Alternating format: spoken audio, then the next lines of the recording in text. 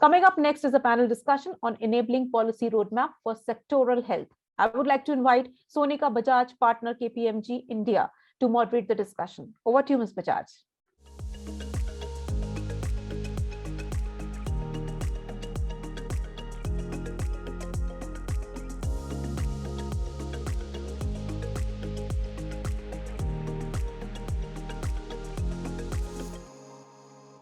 Good day, everyone, and welcome to ET Telecom's digital panel sessions on enabling policy roadmap for sectoral health. As a quick introduction, I'm Sonika Bajaj. I'm a partner with KPMG in India, focusing on telecom, media, and technology. I'm joined today by an esteemed group of panelists. And as a quick introduction to them, we have with us Mr. Rahul Vats, Chief Regulatory Officer at Bharti Airtel. He brings in with him more than 25 years of expertise in regulatory policy, licensing, and spectrum. He's been an active participant in evolution of telecom and the digital journey in India, and has been part of various industry and regulatory initiatives. Thank you for joining in, Rahul. Thank you. Great. We also have with us Mr. P. Balaji, Chief Regulatory and Corporate Affairs Officer at Vodafone Idea Limited. As member of the national leadership team, Balaji leads the company's regulatory and public policy and government relations activities, along with industry advocacy, corporate communications, and CSR. He spent over 2.5 decades in telecom and IT, handling diverse functions, including sales, marketing, strategy operations, and product management. Balaji, we look forward to hearing your views on the panel. Mr. Balaji is joined by Lieutenant General Dr. S.P. Kochhar, Director General at Cellular Operators Association of India. Dr. Kochhar is a decorated military veteran and leader. He retired as the head of the ICT wing of the Indian Army, where he was responsible for planning, executing, and operating all telecom and IT networks of the Army. As Director General of COAI, he's dedicated to the advancement of modern communication and delivering the benefits of innovative and affordable mobile communication services to the people of India. We'll look forward to having your critical insights, DG Kochhar. We also have with us Mr. Bharat Bhatia, President ITU APT Foundation of India and Vice Chairman of Asia Pacific at WWRF. Bharat has close to 4 decades of experience in telecom and ICT policy, regulation, and spectrum management. He works closely with many governments around the world, particularly in the area of spectrum and regulations for public safety and mobile telecommunications. Bharat, we look forward to hearing some global perspectives on this topic. So just to start the discussion, we all know the pivotal role the telecom sector has played in shaping the digital economy of the country. The pandemic has kind of cemented the role of high-speed connectivity and adoption of digital technology, some of the emerging technologies and automation across the industries. However, to realize the collective goal of becoming a USD 1 trillion digital economy, to India today needs more than ever a robust telecom sector enabled through forward-looking policies and government support.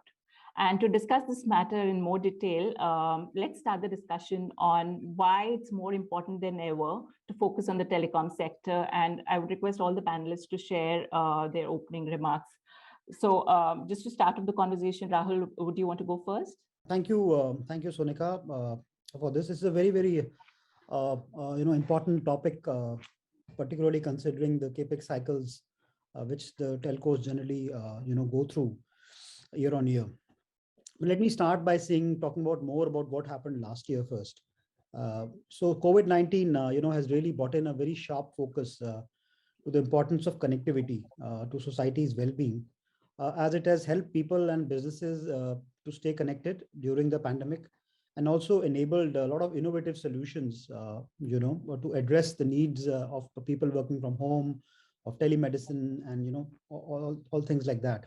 I think the connectivity continues to play a very vital role in keeping people safe and also building more resilient economy that can withstand such future shocks. In parallel, I think the convergence of communications, digital platforms, big data, cloud computing, and AI are really changing the nature of the products and services, and also the way in which people are interacting and disrupting the existing models and industries alike, which actually offers a substantial potential to enrich the lives and raise the standards of the society. And we are living in dynamic times. Technology life cycles are shortening, investment requirements are ever growing, and margins are coming under constant stress. Indian telcos, the return on capital is are less than 6%, and the cost of capital employed still remains quite high. I think the pandemic has shown the contribution of the telecom to the economy and to the services. And I think recognizing this, the government has rightly come up with a crucial reform package focused on structural reforms, procedural reforms, and also to address the liquidity requirements of the TSP. However, if we need to stay sustainable, going ahead, more reforms are required, for us going forward, and to enable the digital dream, and wherein the government also expects, a $1 trillion coming from digital economy. I think we really need to think what more needs to happen, particularly on levies, taxes, and other related charges, so that we can realize our dreams. Sorry, Balaji would like to hear your opening remarks, please, on the subject matter. Yeah, thank you, Sonika. I guess there are 3 or 4 things which are critical to keep in mind. The last 18 months have been one of resilience and one of making a difference. Our network warriors have absolutely stretched their sinews and given blood and sweat to make sure that India's individuals and enterprises stayed connected. And it is a reflection of that and the huge support that the government has also extended in order to make sure that the wheels of the economy were kept moving. So the focus on lives and livelihoods had been immense. And it shows the potential that telecoms as an industry has in actually driving the digital revolution in the country. The startup ecosystem that this government has been very strongly advocating has hugely benefited from the networks that we have created as industry, as company, and therefore that's further kind of allowed for a lot of innovation to come in and to create huge value for society besides creating, of course, wealth. And if you look at the preamble to what the government did, it was a very path-breaking reforms and bold reforms that they announced in September. It was to acknowledge the work that had been done by the network engineers, network warriors, and they also said that they needed to have a sustainable and robust industry. And so kudos to the government for having undertaken procedural, structural, and financial measures to set that the ball rolling in that direction. So something that we have probably not seen for a very, very long time. As the government has done that for telecoms, they've also at the same time been strongly proposing PLI schemes, the whole concept around Gati Shakti to drive large infrastructure projects are also steps in the right direction to make India a hub of innovation and to also attract talent and investment. As we prepare for the gigabit society that India would obviously move into, it is clear that there needs to be even more emphasis on digital connectivity, and both from a planning and implementation point of view. And we're very heartened to hear the talk of reforms 2.0, as the government is saying at this moment, is also equally important to facilitate the same. Hopefully, we'll cover that in the conversation that we have in the next 45 minutes or so. Back to you, Sonika. Thank you, Balaji. Clearly, it's very assuring to see the reforms that the government is planning for the telecom sector. DG Kochhar would be very keen to get your thoughts on the subject and your opening remarks, please. Thank you, Sonika. While dittoing whatever Rahul and Balaji have said, I would like you to look back 25 years when we shifted from landline into mobility. And from there, it has been a very long way. And the progress has been gradual, but impressive. And in the last few years, we have started seeing that the digital usage has increased quite a lot. What the pandemic did was actually catalyze a situation which would have occurred anyway. It would have occurred after a few years, but because of the pandemic, the importance of telecom was highlighted, and therefore people stood up and said, "Hey, look, this is the driving force behind the entire economy." Uh, Now, what I look at it, telecom is that the telecom is providing digital highways. Uh, Earlier, the infrastructure highways, the physical highways are getting clogged. They are getting overcrowded, and they are not measuring up to the time. So the time and space by physical highways is not in sync with the requirements of today. Telecom is providing the digital highways, which reduces the time of whatever you're doing and increases your space of operations. So that is something which is going to change the entire economy. And now with 4G maturing and with the digital endorsement happening from every industry, when we step into 5G, we are again seeing a major shift, what we saw 25 years back. Now we are going to see TSPs converting from only telecom service providers to an integrated service provider. And that is going to be a major shift from the way we work and the way we live. And that is what government has seen. And I suppose that is why government is going out of its way to announce packages which will enable telecom. And telecom has been included in Gati Shakti as an infrastructure sector, which shows that the shift from physical to digital and their co-working till the time it actually shifts fully into digital has been asserted by Gati Shakti. So there are exciting times, and we will see a lot of surprises. We will see a lot of opportunities in the years to come. And the industry and the government, thankfully, are working together, and they are putting their shoulders together to achieve what is to be achieved for the country. Sonika. Thank you, DG Kochhar, for setting the context. Bharat, moving on, your opening remarks, please. Yeah, and good day to you, Sonika, and thanks very much, and good day to all. It actually gives me a great pleasure today sitting here and talking about last 30 years. I was a part of the team in DOT in early 90s when we first brought in cellular to the country, and that really was the starting of a new era in telecommunication in India. And today we may look at 1 billion plus subscribers and the overall impact that has had on the economy. It's tremendous. But today we are going through a very critical shift from so far typically a mobile technology into an all-encompassing new technology called 5G.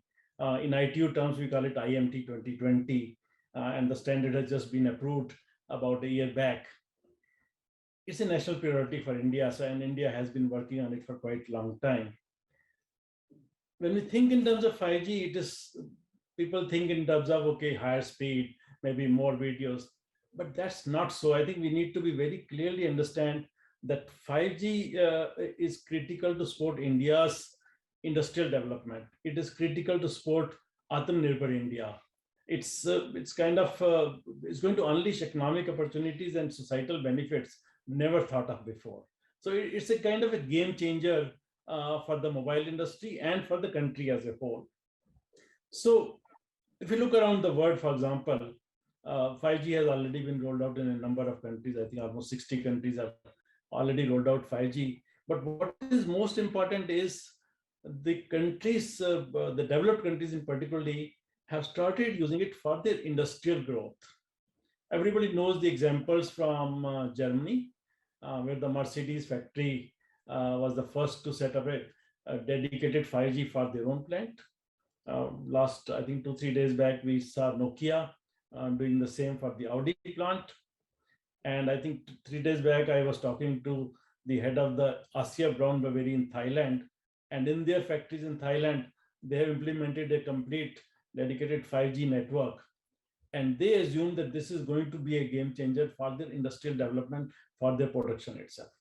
So we have to think of 5G not just as a simple increase in speed, but in terms of a game changer for the country. And I think India, the country is really looking at it. The government is really involved in that.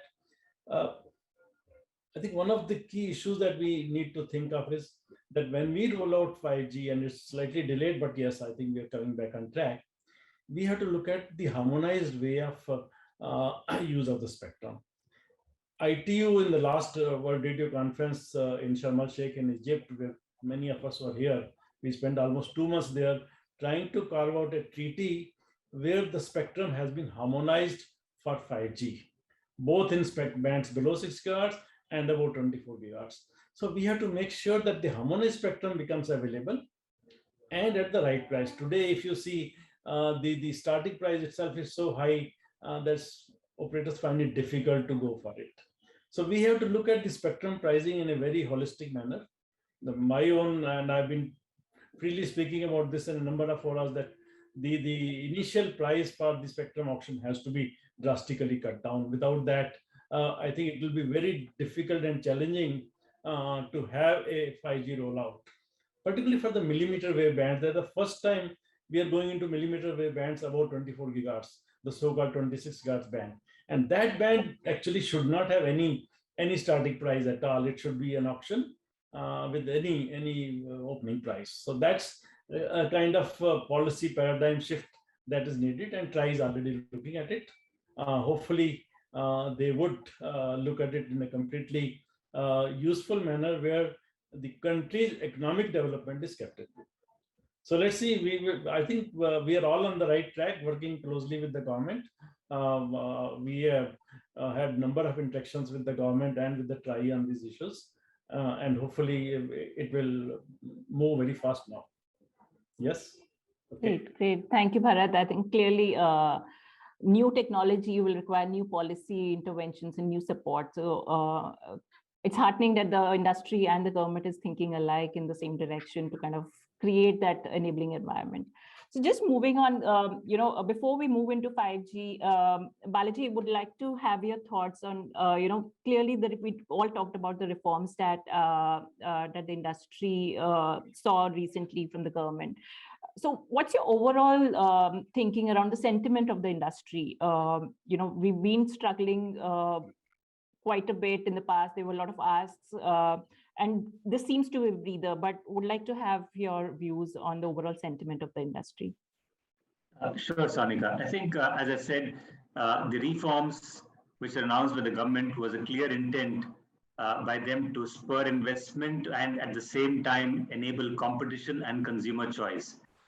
And in a way, they focused on multiple dimensions. On one hand, it was a structural reforms that were around rationalizing AGR to exclude non-telecom revenue from that definition with prospective effect. They spoke about rationalization of bank guarantees. They spoke about removal of penalties, talked about options on surrender of spectrum, and also allowed for 100% FDI under automatic rules. So these were some of the structural changes that were very, very long overdue and extremely bold and relevant by the government in order to make sure that the burden on the telecom companies are reduced.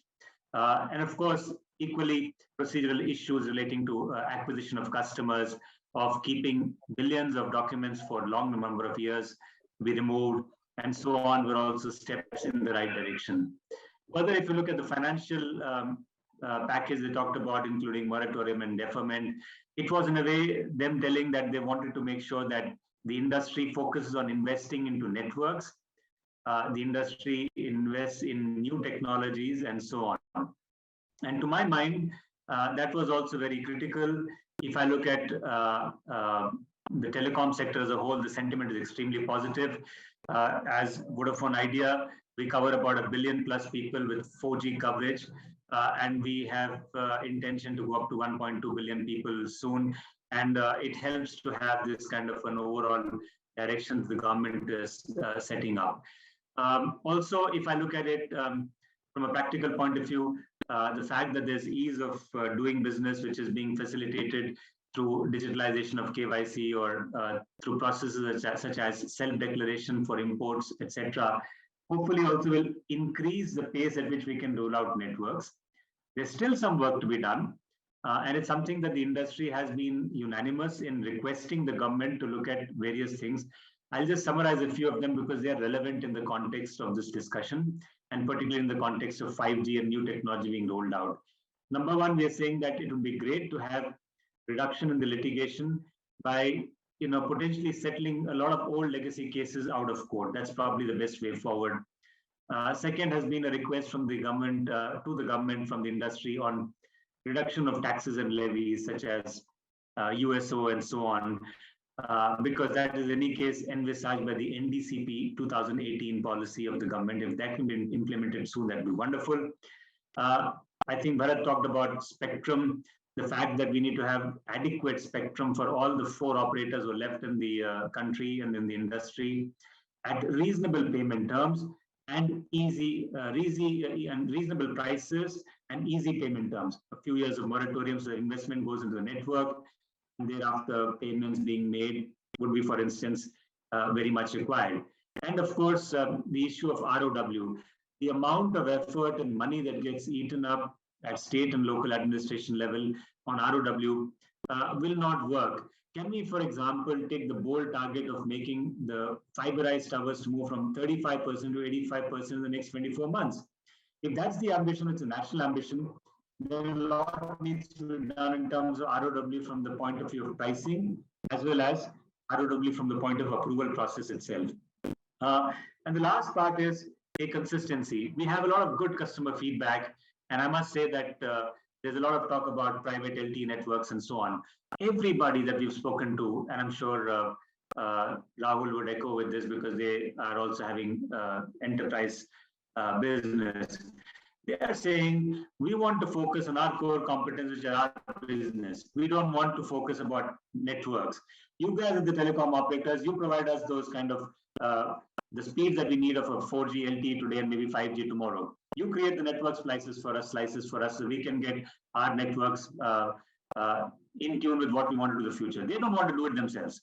And so I want to basically qualify that the Indian customer is basically telling us openly, not what the German customer is telling us or telling the operators there. They're saying, guys, let us do what we got to do.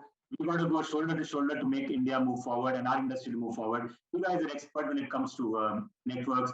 You do what has to be done, set up those networks for us without interference. And that's the kind of message I thought I must mention that as well, because this whole thing about private networks and so on is taken in a totally global context that has nothing to do with the reality of India.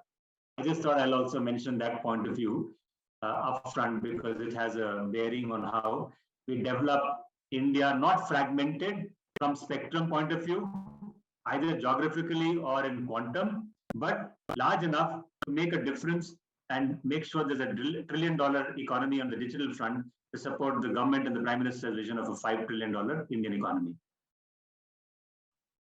Thank you, Balaji. This is very helpful.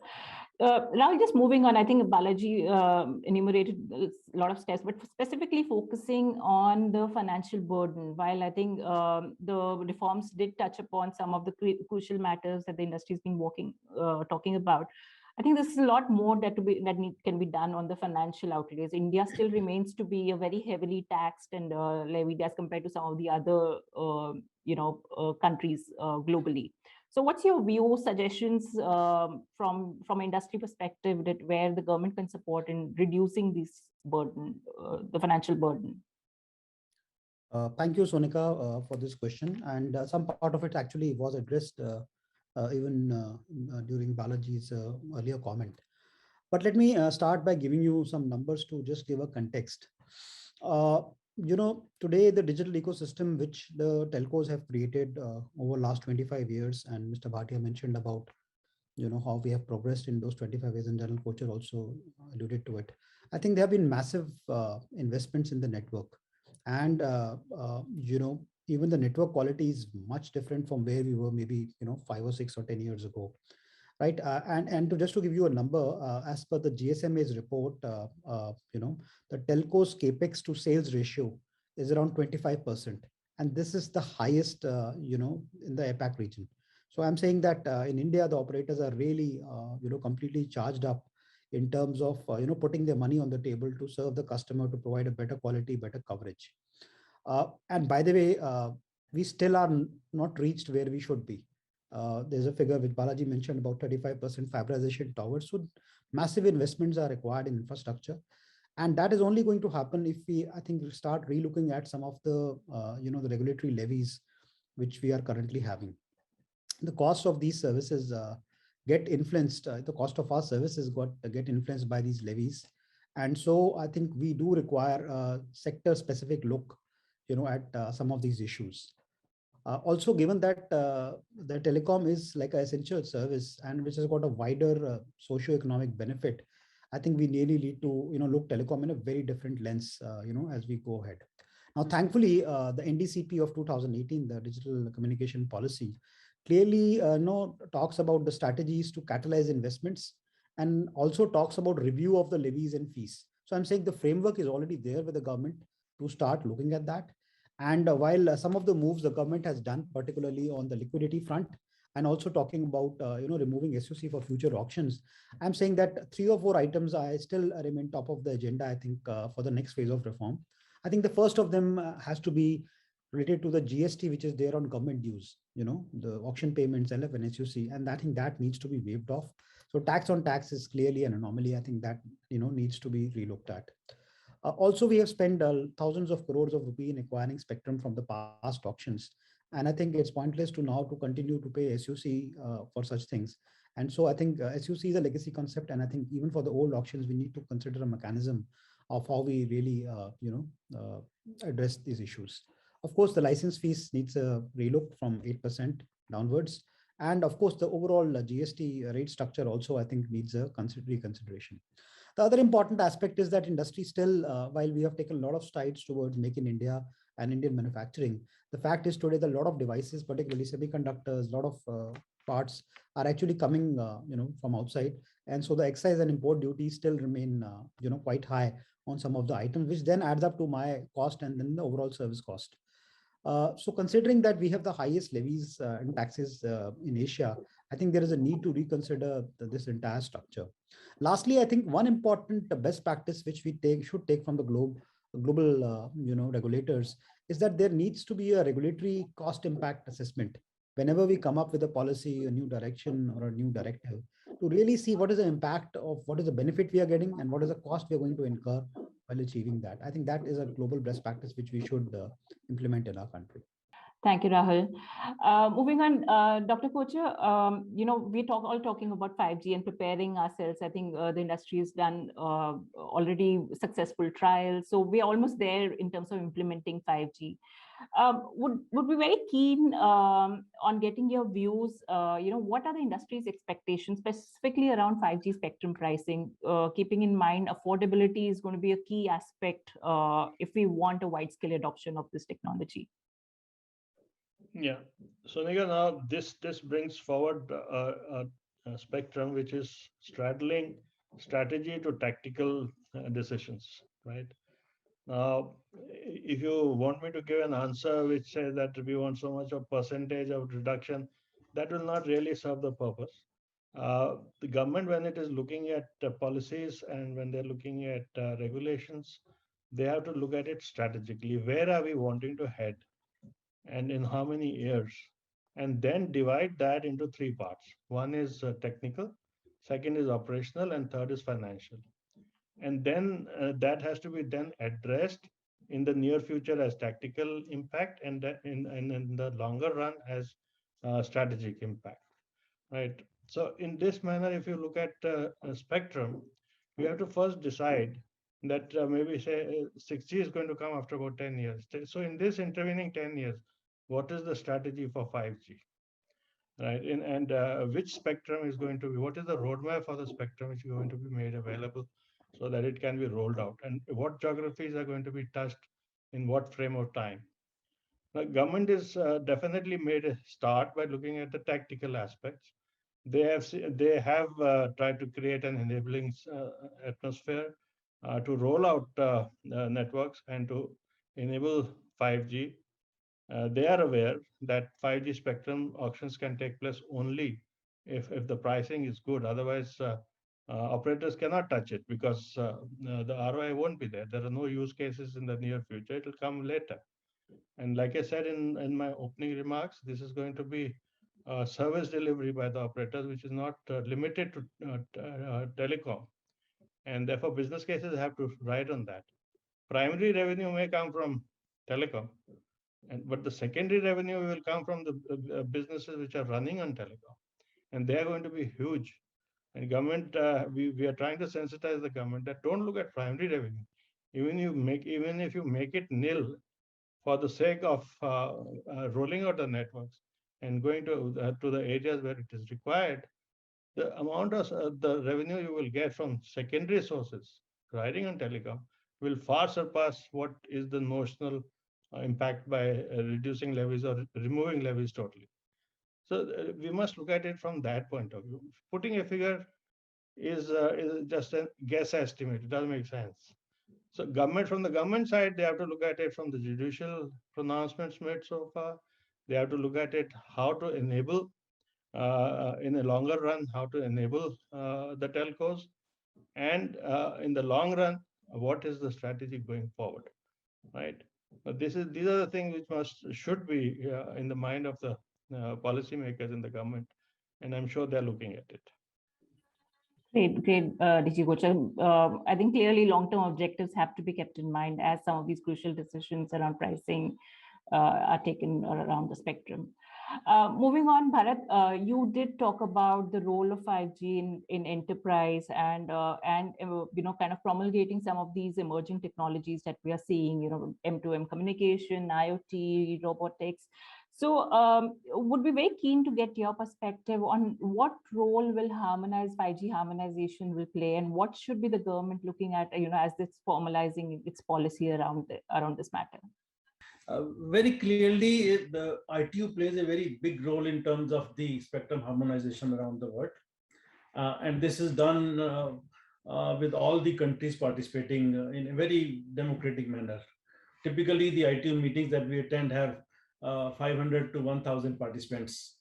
We've been doing virtually for the last 2 years, but most of these meetings are physical meetings, and every single thing is debated and agreed upon. Now, when we talk in terms of the spectrum, 5G spectrum was a big debate last few years, and finally it terminated in 2019. But the world has now started talking about the 6G technology and the spectrum for 6G technology, and 6G will be a different game altogether compared to what 5G was. We're talking of 100 gigahertz kind of spectrum, terahertz frequencies in 6G.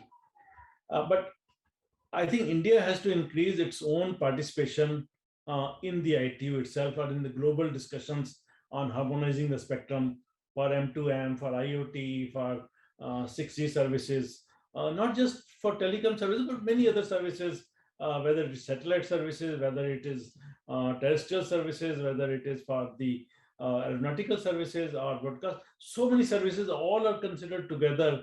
And I think India's participation needs to go up one level from where we are today.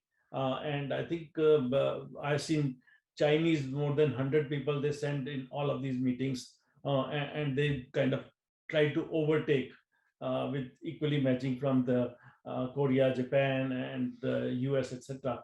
But I think we need to upgrade our participation in this global fora so that we have a voice.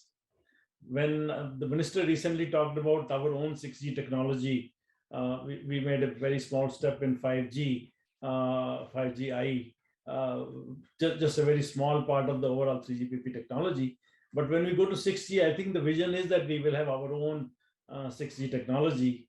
And for that, we have to start working today for next 10 years. It's expected around 2030, 31.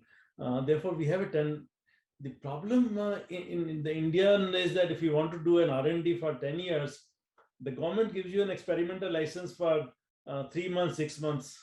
How would R&D labs invest if they don't even get an experimental spectrum just for doing experiment, whether IIT Chennai or any other private R&D unit is to be set up?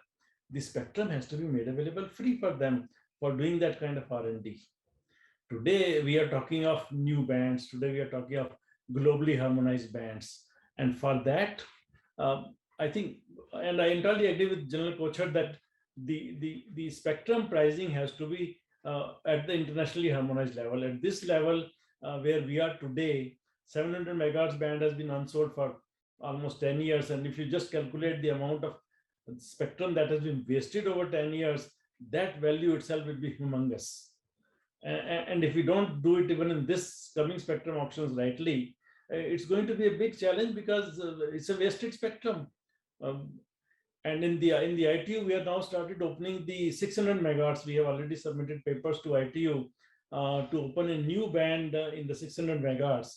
And that will be a good band because for the rural coverage, 600, 700 kind of bands are needed. They provide wide coverage and they reach inside the houses, they reach deeper into the villages and those areas. Of course, you need the millimeter wave bands for high-speed coverage, 26 gigahertz, 48 gigahertz. But 700, 600 are also very important. And for that, government has to kind of think in terms of strategically, as General Kochhar rightly said, we should only be charging the spectrum fees, which is kind of administrative cost of the spectrum, not making it as a profit center. If telecom services are kind of providing services to all kinds of industries, and if they are charged text and text, then it is going to be impossible for us to meet that requirement of telecom, not just telecom, but for the industrial growth, for the economic development, for enterprises, for hospitals, for villages, for fisheries.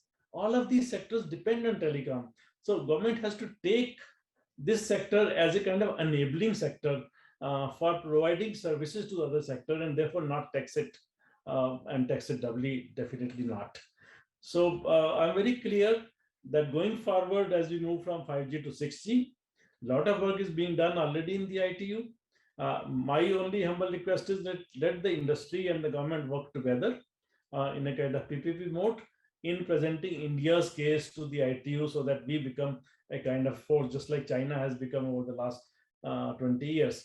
We need to take next 10 years ITU by storm and say, here we are. Thank you. Thank you, Bharat. Moving on, Balaji, and just sticking to the same to the topic of 5G. There is industry representation around around the interference-free contiguous bands to be made available. If you could just kind of elaborate on this, and what is the expectation of the industry from the government? Thank you, Sanika. I think Bharat spoke very eloquently and on the need for harmonization and the need to make sure that we are influencing the global standards, and that's a great thing because that helps us to drive our use cases better, and number two, it also provides for more companies to evolve from Indian ecosystem to serve operators here and also global operators. I think that's a very well articulated set of points from his side. I would only add the one thing which we've spoken from the industry in one voice even before is around ensuring that we have interference-free spectrum and we have contiguous spectrum. So there's harmonization within a particular band so that if there are operators, they don't get spectrum which is divided among themselves, but actually together. Contiguity just allows for better ability for technology to get more capacity out and more throughput out, and therefore become more efficient and provide higher speeds and also more latencies. So I think that's one part that we talk about, having contiguous spectrum on one hand. And of course, the important thing of what you raised on interference is equally critical, because in the past we've had situations where auction price discovery happened through auction, fully paid for, but there's been interference that has made the spectrum unusable in many cases. And that, in our view, needs to be avoided at all costs, particularly as you start to move into the 5G applications, which are truly real-time, low latency, applications. There is no way that we can afford to have interference, which basically, puts, at risk a lot of, should I say, real-time applications, whether it's for remote healthcare, whether it's for smart cities or intelligent traffic systems. And I just don't want to talk about the consequences of those kind of situations. But I think it is important that we look at interference we sorted out in that context. And that would be true whether it is sub-gigahertz, whether it's mid-band or high-band, or the millimeter wave band as it's called, because in all of those, whether it's for coverage or for capacity, the need for interference-free spectrum is absolutely critical. And also, I would just like to add one more point related to this thing, and that is around while fiberization will happen over time, we believe that E and V bands are ideal for backhaul purposes, and they can literally help us to get that additional time for moving from 35% to 85% fiberized towers.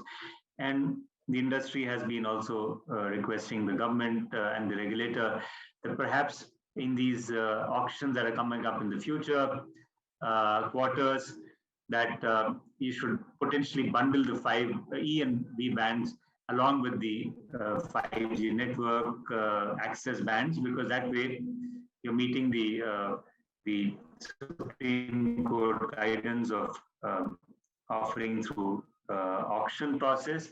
At the same time, you are making sure that much needed backhaul is made available for 5G to be rolled out very rapidly. Back to you, Sonika. Thank you, Balaji. Very pertinent points. Moving on, Rahul, we did talk about affordability and the role of spectrum prices on as 5G gets rolled out. But clearly, there are operational supports also where the industry clearly is working on improving operational efficiency. But there is a role for the government also to kind of support some of these operational costs and bring down the operational cost where the government can play a role, be it taxation, be it subsidized utilities. What's your view? What are the areas, some of the areas where you think the government can kind of support to bring down the operational cost and ultimately lead to more affordable services for the nation? Yeah, so let me first start by saying that, Sonika, it's more than affordability. What we need to appreciate as to what is going to happen when we put up the 5G networks and what kind of infrastructure changes are we going to do, so that we understand the complexity, which we are doing, and what is the type of investment, and are we going to redesign the entire network, for example, are some of the questions. I think there was a TRI report recently, on this, and they talked about investments going from 60 to 70 billion dollars just to invest for 5G in India, right? That's a large amount of money, and we need to understand some of the key components, what are there in 5G. So if I just look at it very plain and simply, I think even in CAPEX, we would require in RAN, for example, new radios, a new baseband for 5G, also increase in cell sites due to the limited coverage which might accompany the 3.5. Similarly for the millimeter wave. For my transport layer, I will need additional fiber pops, capacity augmentation and access and aggregation rings. And of course, there'll be changes required in core for provisioning, billing, and policy changes for the 5G core. Then on the OPEX part, I will be consuming more power. There'll be more weight on the site. There'll be more space required in my data centers. I'll require small cells. And in terms of resources, there are additional tools required for automation, etc. So I think if you look at the gamut of what we are talking about, we require support both on policies and regulation to be able to reduce these costs, and which facilitate network deployments and make it easier and more friendly for investors to invest, in these large infrastructure rollouts. I think the government on its part can contribute in 3 big ways, and they have been mentioned in parts by speakers who spoke before me. And if I have to put them in 3 buckets, I'll say the first bucket has to be ROW, second will be spectrum, and third will be the operational ease of doing business. Now on the ROW part, states need to be more competitive to attract investments. There are some states which are very friendly in terms of rollout, whereas there are some it's very difficult to roll even at very high costs. So I think the network rollouts have to happen now at a grassroots level. We require support from the local governments also in this particular initiative. I think TRAI has given fantastic recommendations, talking about making ROW free for next 5 years. And I think that is something which the government should immediately try and start working on. We would need densification. So small cells, aerial fiber, street furniture will require a lot of exemptions, sort of a policy and permission, around this. I think on the spectrum, General Kocher mentioned about, how the things are happening. And let me just contextualize this, and maybe Bharat knows this also better. I mean, he also talked about it. I mean, I was recently tracking some of the spectrum auctions, and we saw Brazil happened last month. Out there, the cost which has been derived in auction is around 1.85 crores per megahertz. Right now, that is really very, very different from the number we had last time. Even on the 700 band, they are at around 8.5 crores per megahertz. And if you go down to millimeter wave band, the Brazil is going at around 80 lakhs per megahertz. So I'm saying that there is definitely a need for India to align to these global benchmarks. And there have been auctions happening in Portugal, in Hong Kong. You can say Hong Kong is outlier because of the size, but I'm saying that there is definitely a need to look at the, what is happening around us in terms of the cost of spectrum. I think the 3.5 band, as we see today, also has indications of usage by defense in some parts, by NAVIC for some parts, and also, and the lower part of it with the broadcasters. So I'm saying that we would require interference, clean and immediately allocatable spectrum. So that is something I'm sure the government is going to look at, besides, of course, looking at the pricing in terms of upfront payment and annual payments, and of course the interest period and the moratorium. So that is something there which should be there. And Balaji also mentioned rightly about the E-band, which I completely endorse. Now on the operational part, we are already seeing a lot of initiatives taken by the government recently, particularly on the import license, on the SACPA clearance, etc. And I think one big area I really want to highlight is, and that is in line with the PM's vision of minimum government and maximum governance, is about the compliance and the audit burdens which are there on the telcos today. And there are multiple audits. We have got a statutory auditor, we have got a tax auditor, we've got a GST audit, we've got an internal audit, we've got a special audit, we've got a CAG audit, and CAG and special audit both happening from the government. Then we also have a billing and metering audit. So, I mean, there are plethora of audits which are there, and seriously, we need to consider about how do we really, take this burden, in a more aligned fashion. Already, SEBI under the Companies Act requires a lot of the financial stuff, to be addressed properly, and which we as most of the entities are doing. So I'm saying there is something which is there which the government can look at, making the process more simpler and less complex. Maybe start with self-certification and self-audit is one of the mechanisms. The other big part is about the CCA audits and the AGR. There have been changes in the ADR definition, but I'm saying that some more, clarity is required. The complete implementation of 2015 recommendation, particularly on the wireless spectrum on the part related to that, and also some of the items which require more clarity. So I think that is second part which the government has to take up. And also related is the audit which happens on this particular portion, where we have got around 22 circle units, looking at these activities, and thousands of pages are required for invoices, bank statements, and TDS certificates. So that is one big area which requires some sort of a reform, so that becomes a better manageable situation. So I'm saying in the next stage of reforms, we really expect some bold steps from the government to usher in further reduction and simplification of the compliance and processes, and of course rationalization of high rates of levies and taxes which are there in the sector. Thank you, Rahul. Moving on, General Kocher, we talked about a lot of these forward-looking policies that the government has introduced from time to time, be it the NDCP or be it the National Broadband Mission. While there's no denial, these are really unique stepping stones for the country to move forward in terms of the sector's growth. But I think the speed of implementation has been a concern for these policies. What do you think can be done more by the government in terms of incentivizing the private participation as well in this? Do you think that can play a role in kind of expediting some of these ground level implementation of these policies? You rightly identified that there are obstacles in implementation. One of the reasons for these obstacles is the federal nature of India. The telecom, is a central subject, so to say, but the peripherals of telecom are not central. They devolve onto the state jurisdiction, and within the state, many things are not controlled by the state government, but are controlled by the local bodies, like municipal committees and things of that nature. So uniform acceptance of all this is something that is a need of the hour now. That whatever is given as a recommendation by the center should be legally binding on all these bodies.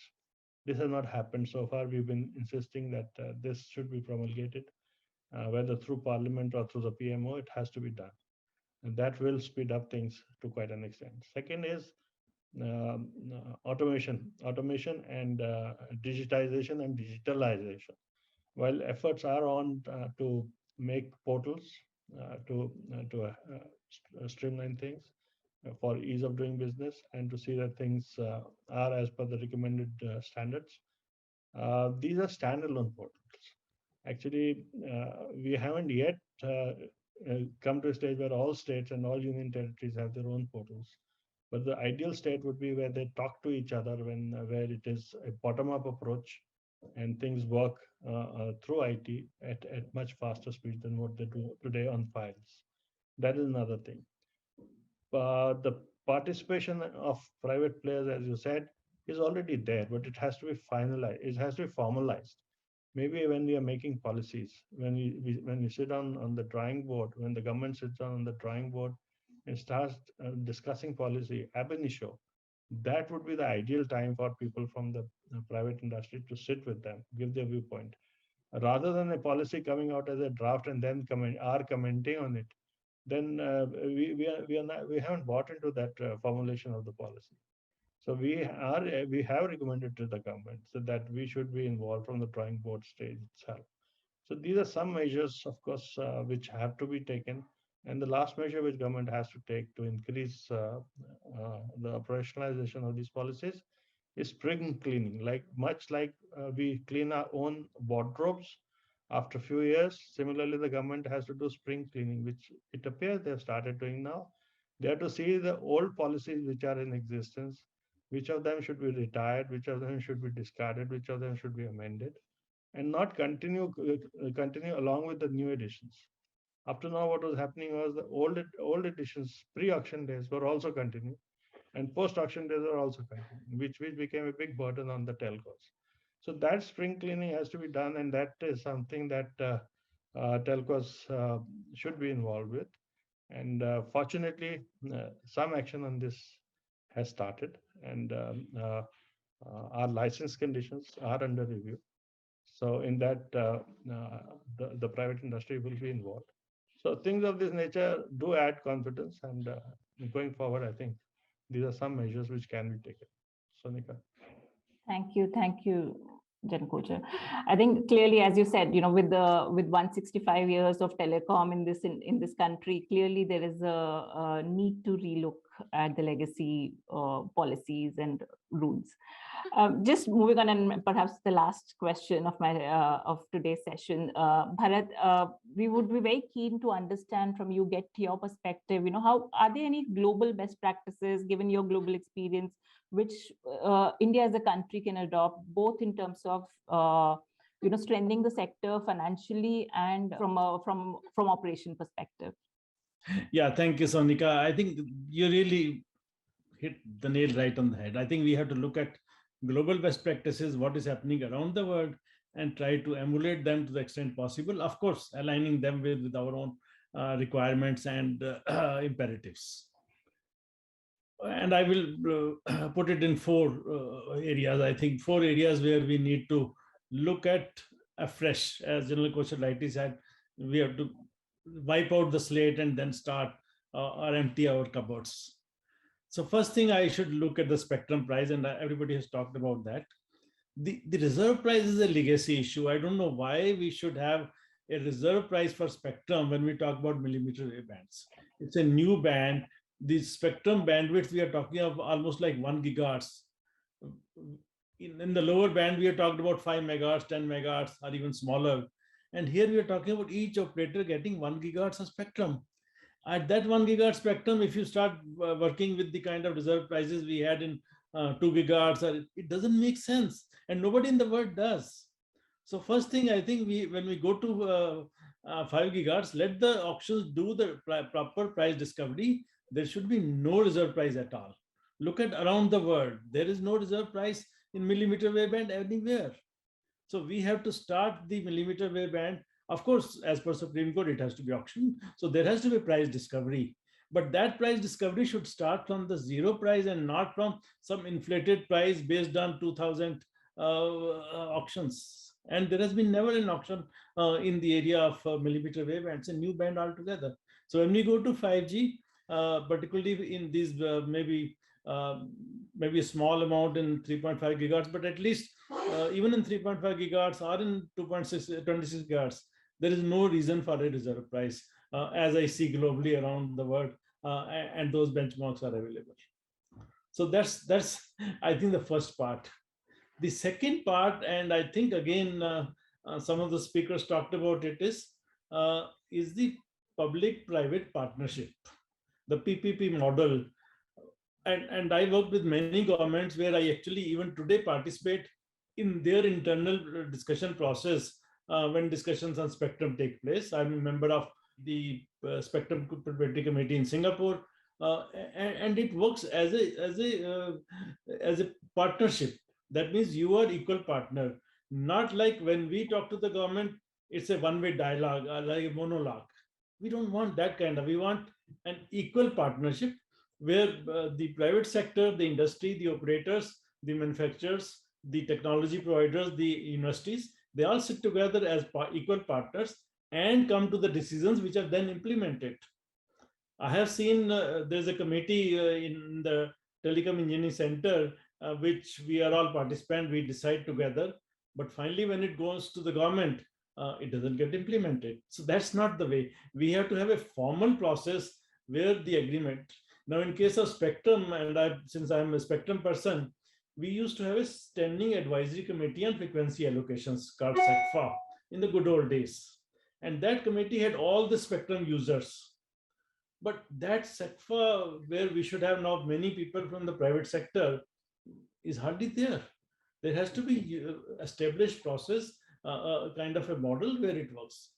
I talked about the experimental spectrum, and as we go into 6G, around the world, everybody is now started trying to develop 6G technology, trying to develop the new things that will be there, Internet of Things, Internet of Sense, actually, artificial reality, virtual reality, all of those things.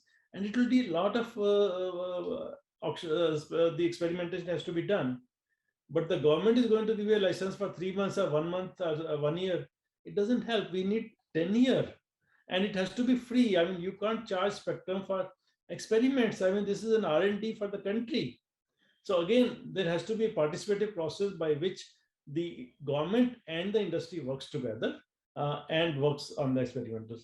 The third area I really want to see is, and not just the government, I think within industry also we need to increase our global participation.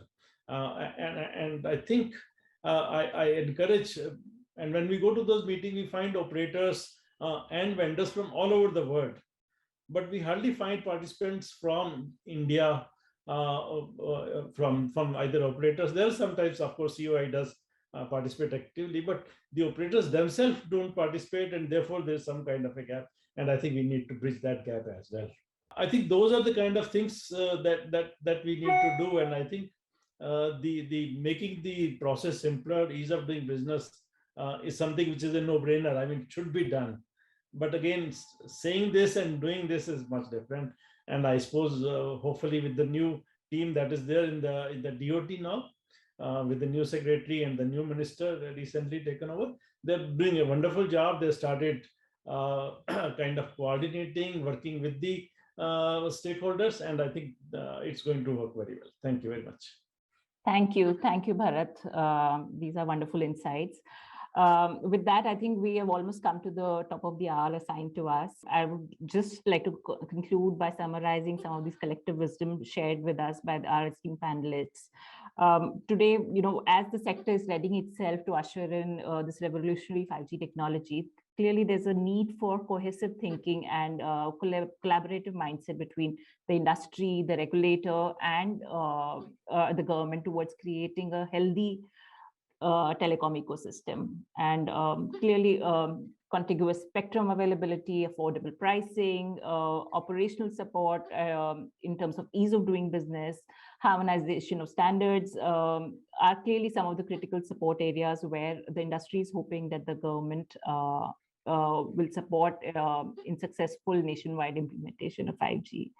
And with this, on behalf of my panelist group, would like to thank you, ET Telecom, for providing us this opportunity to share our diverse views. And we sincerely hope that these insights shared by our esteemed panelists kind of help in shaping some of the policy reforms that the government is working on as they're ready, they're readying the nation towards 5G. Thank you, ET Telecom, and thank you, dear panelists.